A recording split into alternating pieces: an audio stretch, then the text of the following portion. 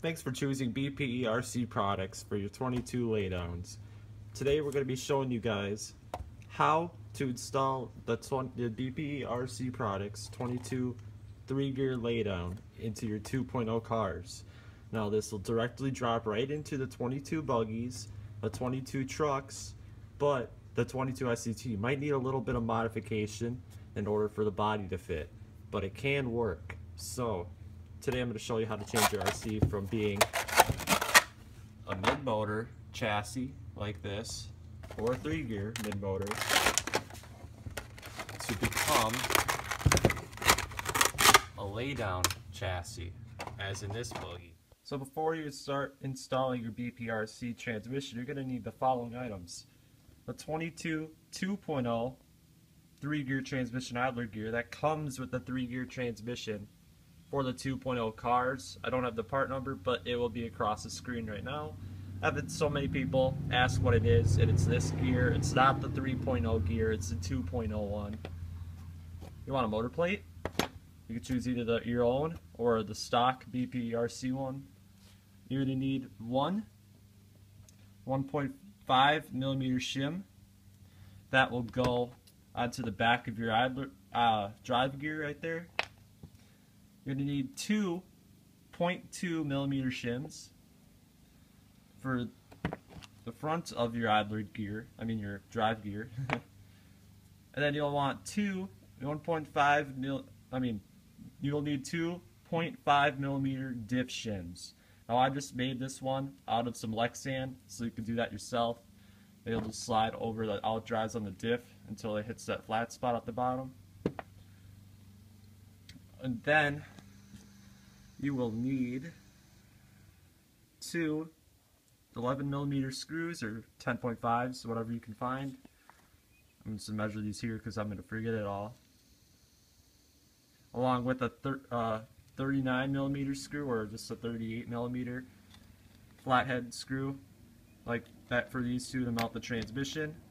Not the transmission case, motor plate. Here you'll also need three 13.5 millimeter screws, two 11 millimeter screws, and a 17 millimeter screw. It's optional if you're going to need spacers or not to mount the link version instead of the waterfall, so you might want some of those. The waterfall, you won't need any spacers between the notch there. They'll just slide right in. And if you have a problem getting the waterfall screw to stay in there, you could also put 3 millimeter nut at the end, and it should be really tight. It's a good idea to have a DREMEL or an XACTO knife to work with the 3D printed nylon, because there are parts that need to be trimmed. So to start off with the transmission installation, I'm just going to use the car with it in it already so I can show you. So you're going to want to remove your waterfall and the transmission from the bottom half of the car. So the waterfall, if you have the XACTO chassis, will be screwed in right there. Or if you have the stock chassis, it'll be screwed in a little wider away. But since you built the car, you probably know how to do it. So take these two out as well, and those two out as well. And then if you have the XACTO car, you got to take out your battery strap and move it to the next set of holes. So what you're going to want to do is unscrew them for these two holes and move them to these two holes. So you'll have enough room to fit the battery into the car. And if you have the LOSI, you'd want to take out the battery mount that you have in there and end up getting a battery mount like this, where you have to put the battery mount all the way forward, like this mid-motor battery mount right here. That just goes across. It has that little nub on the top. And you also want to do the lateral battery mod for your 22 2.0 if it's got the stock chassis, by cutting out the channels in the sides here, so then you can fit your battery laterally. So let's get started on installing the parts of the transmission. So I've already done this, but you might have to sand the holes a little bit where the bearings and the idler shaft go, because the 3D printing process makes it a little bit difficult because it shrinks a little bit, but it's not a big deal. So you're going to want to sand it down and then push your gears in there. And I also, wherever it's dark, that's where I sanded, like where the grease is, because there was just some excess material on the inside that I had to sand down so the gears would spin smoothly. You also want to pre-thread your holes with a junk screw you have laying around with the head cut off. Just chuck the screw, like something like that, into the drill, and then screw it in and out slowly on all the holes, and you should have a nice fit. There will be a little ring inside of there, the 3D printed ring disc inside. You want to cut that out. I put that there for stabilization so it would print better. And you also want to kind of sand out the hole a little bit so you can fit your clutch disc in there without it having some friction on it. You'll also want to sand around here a little bit if it doesn't fit. Definitely right there, because I had to add some support for the process of printing. You need to sand also right there, and depending or not, maybe right here. And if you're going to be using an X-ACTO knife, be very gentle, because I actually chipped off a section of my 3D print here. So, and also there is one screw on this side that goes right there, as you can see. That 3D printed a countersink into it, but it didn't work very good. There was a lot of material in there, so what I ended up doing is just resinking it, but obviously it doesn't look like it because I accidentally chipped this part. Just what you're going to want to do is you want to install your shims. For me, I'm just using one shim because I don't know why, that's just what worked for me on my transmission. But you guys are using the Shapeways one. I made this one with my printer, so those printers are a lot more accurate than mine. So let's install your gear with your shim. Install your idler gear, and it should fit really nice and spin freely like this. Then what you're going to want to do is grab your 0.5 millimeter shim and your drive gear right there, or your top shaft. Put it on the end, because there is some play. I don't know why, just for the printing process or the design process errors, I guess, just little errors. It's not a big deal though. And it should line up. And if you're having trouble with it lining up, just use a thinner shim. For me, it should just line up when the halves are pressed together. Then what you're going to want to do is grab two of your 0.2 millimeter shims, or you could just use 1.4 millimeter shim. Slide it down the shaft of the top shaft. Grab the second one here. And it should have enough space right there. Then what you're going to want to do is add your little bit of grease, or if you're doing 17.5, don't add any for less resistance. Put your halves together. It should fit nice. And if there is a gap between the center, it's not a big deal. I added more screws in the stock transmission, so it should seal right up and nothing should get in there.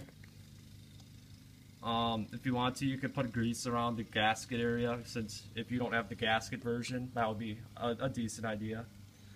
And then what you're going to want to do is start throwing your screws in. The longest screw, and these flathead screws, you want to have a flathead long screw for this, not a cap head. These three would be used for the motor plate. The long one would go all the way through to the other side of this hole, just to secure the halves together when you take the transmission out. And these two flatheads would go right there and right there to secure your motor plate. And this screw, which I believe was a 11 millimeter, goes right there to secure your waterfall. And this one, I think, was a 17 or something. You can go back in the video, or I'll have it on the bottom. Will go right across there, along with the other ones that are the same length. That'll go across there and down there on the bottom. So there, there, and there for the 17s, or at least the ones that I'm showing you. And then the shortest ones will go on there and right there where it's countersunk. Or of course, if you have a countersunk one, you might want to have a screw that's about a millimeter or two longer to compensate, because my transmission is a little broken in the back. So that should close up your halves. And obviously when you're putting in this 17 or whatever it is, I'll have it on the bottom, you want to have your waterfall in there, or your link with shims, depending on if there's not enough room for your particular ball stud or your hollow ball. And it should be ready, and it should spin freely. And I can't spin it with one hand, really, but it should spin freely. That it's pretty much ready to accept the motor plate, which is right there. So if you're using the stock motor plate, like I said before, you install those 3 screws to put it on. If you're using this motor plate, put the transmission screws together, accept those 3, and then place the transmission into the chassis here. I'm just doing this loosely, but place it in, put the screws in, put the drive shafts in, and then what you want to do is get your transmission plate right there. Put it down on the chassis until this part that I'm tapping right now at the end hits level with the chassis. So let's face all the way flat. And then take it out, get your black grease, like that trick I was telling you before, put them on the holes where the screws go. Then just touch your motor plate against the back, right where you had it before. I'm just doing this one hand. And then press it, and then pull it off. Then drill your 3 holes. And then, once they're drilled, countersink them so it doesn't rub against your slipper plate. So it shouldn't look like that. It should look like this. So if it's rubbing, it'll look like that. You'll know you need to countersink them a little deeper. It should look like this. So then put your screws, then what you want to do is put this on, and then put your screws on. When it's all installed and the motor plate's on, the arm will actually hit this part of the motor plate, and it'll be a problem. So what you want to do is you got to get an angle grinder or a hacksaw or a Dremel and cut a notch out so the arm can clear it, and everything should be fine. And also make sure it's sanded down nice and has a nice edge to it so it doesn't really rub on your arm and wreck it, just in case if it breaks in a crash. And then it should be good. Then install your stock motor plate that's been modified back onto the car, and it should be all good. And if you wanted to use the motor cover, what you'd want to do is cut that same notch on the bottom and then screw it on that way, and then you should have a gearbox cover right there. So let's install this, and I'll get back to you shortly. If you're using the waterfall for the BPERC laydown, what you're going to want to do is you're going to grab your waterfall. So there's your waterfall. Then you're also going to want to have to grab some black grease, like this Team Associate or Team Losi black grease. And what you're going to want to do is you're going to want to put when you have your transmission put together without the gears in it, just dry fit it, make sure it fits. And then take the waterfall and the link. I don't have the waterfall link because I don't need it for my setup, but there will be a link that goes between the waterfall. Well, this waterfall has been modified, but the one you get, and the link will go from the waterfall to the notch in the top. So once you screw that in, and you place the transmission in the chassis, and you might need to do some sanding, you can drop down the waterfall to its lowest position and see where it falls. So if it was right there, it would be right there. And then you take some black grease and you put it on the holes in the bottom, and you just carefully and straightly dab it on the chassis and make sure everything is straight. Pull it off, and then you'll have those black grease marks where you can drill your holes, and then your holes will be nice and straight. And then always make sure on the bottom of your chassis to get a countersinking bit, so then none of your screws are sticking. Right, check and make sure your plate is level with the clutch, which it is. And then slap your pinion gear on, which mine is a bigger one, so this will work great for 17.5. I think I said that the 87 tooth spurs are the biggest ones you can fit safely without having it to hit the arm or the chassis. So then you just mesh your gears normally, and that should work. And then what you'd want to do for your waterfall, like I said, screw it on, which it should like that, and it should fit right there with the link and all that. But if you're not using the link and you're using the XACTO method or just a link method with the battery strap on the other end, you'd want to attach a ball stud to your battery strap somewhere, but on the XACTO one you install it right there. And you take a ball cup on one end and an eyelet on one end with a hollow ball on the other end. So what you do is you take that and you snap your ball cup on. And just in case you're wondering, this link, I'm going to measure it quick. It should be about 17 to 18 millimeters long. Mount your XACTO strap to your mounts, which I'll do right now. So now the strap's installed, you want to make sure if it hits the motor or not. If it does, then you have the XACTO one, you could always grind that back. Or what you could do is mount it to where this screw goes and add some shims underneath the ball stud so it's about the same height. And then what you want to do is take your other end and situate it and adjust it so it about fits in that hole, and then fine tune it so then the screw could go straight through the hollow ball in the hole. And also check for play, which this thing has a lot of play in it. So what you want to do is grab some washers, which I think these are 1/2 mils. So take 1/2 millimeter washers, slide them on each side, and screw them on. But if you have like a Traxxas ball stud for like a shock, you might need to sand that down. Or if you have like a team associated one, you might also have to sand that down. But this one is off of an ECX vehicle, and it just slides right in. And then this end is just a regular ball cup and ball stud, and the link's just a regular old link. So, just in case you're wondering what I'm using, that is what I'm using. So then what you're going to do is put those washers in, screw that screw in, and if it's not tight or if it strips out for some reason, you can put a nut on the other end, and it should be ready. So now that that's installed, what you want to do is test fit your battery.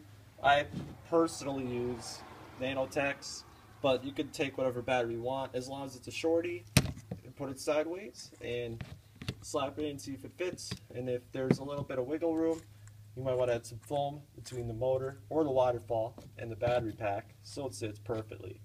I made this motor mount, I made the waterfall so you can kind of move your battery a little bit. So that should help you a lot. And if you're using the waterfall for the battery strap, you want to take your waterfall. Now this one's a prototype one, which is why there's warped holes in it.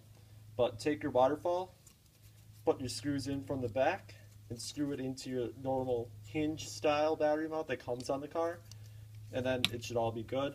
Then you just do the battery mount like I said, and put your clip on the front in the little battery holder retainer in on the front, screw that down, and everything should be good to go. So if you're using the TLR body, that will also fit on there. If you're using the 22 2.0 stock body, that should also fit right on. You might have to Dremel a little bit and maybe cut some holes for the rear motor body, but it should fit. But I know for a fact that all the Z.A.K Concepts bodies will fit, and you won't have to cut out any more than a little hole for the slipper clutch. So right here I'm using my XACTO 22 2.0 with the transmission in it, and I'm using the Z.A.K Concepts silencer for the RB6, which is what they call for with the chassis, and it fits right around it. Like I said, I designed this for this XACTO chassis, but it will also drop right into the TLR chassis. So if you're having troubles with your body, try Z.A.K Concepts body, like their 22 2.0 finisher, which is on this one. Looks like that, or this RB6 silencer. Any of the RB6 bodies will fit. Any of the Z.A.K Concepts bodies will work. So all you'll need to do is drill a hole, like I said, or if you're using the motor cover, you might have to cut a big hole for it. But yeah, so that should all fit right over the transmission. All you'll see is a little nut.